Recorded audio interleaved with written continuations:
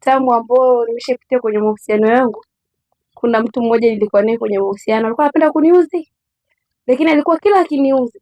Tupo mitaa mingi sana hapa Mwanza, lakini pia tumepitia sehemu nyingi ambapo tulikuwa tunafanya challenge, na hapa tunaendelea na challenge yetu katika jiji la Mwanza. Challenge yetu mnajua inahusiana na tamu chungu, lakini pia mbele kama naona tunaweza tukafanya kitu.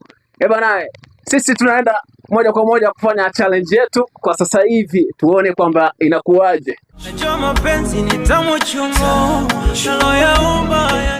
Mambo mzima? Mzima. Samani, najua nimekusimamisha ghafla, lakini pia kuna kitu kimoja hapa natamani tufanye mimi na wewe. Ni challenge, lakini unaweza ukajipatia zawadi kupitia haya maboksi.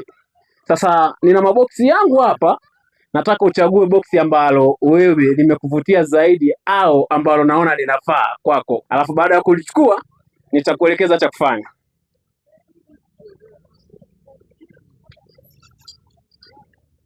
Kama tunavyoona ameweza kuchagua boksi leusi. Challenge yetu inaanza sasa. Tunampa ruhusa ya kuweza kufungua box na kuweza kuangalia kilichomo ndani, alafu tunaendelea na challenge yetu. Ruhusa kufungua. Mwenye macho haambiwi ona, na mwenye donda haambiwi koma, mwenye moyo haambiwi penda, na ukishapenda amani imeenda. Au mapenzi uovu. Dada yetu anaogopa kufungua bonge la surprise ili hapa atakuja. Tunaomba ufungue. Fungua. Wow!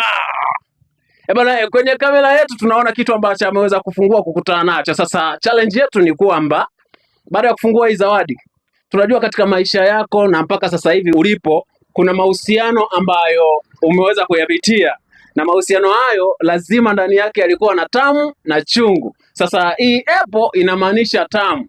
Ni tamu ipi ambayo umewahi kuipitia katika mahusiano yako?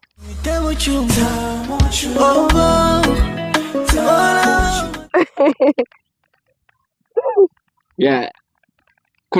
Lazima kuna tamu na chungu ambayo umewahi kuipitia katika mahusiano yako. Sasa hii ni tamu. Tuelezee tamu yako ilikuwaje? Tamu ni nyingi. Ipi ambayo tunaweza tukafahamu zaidi? Sijui hata niongelee ipi, maana kiukweli tamu ni nyingi sana. Okay. Mimi kwenye mahusiano yangu napenda mwanaume ananidekeza.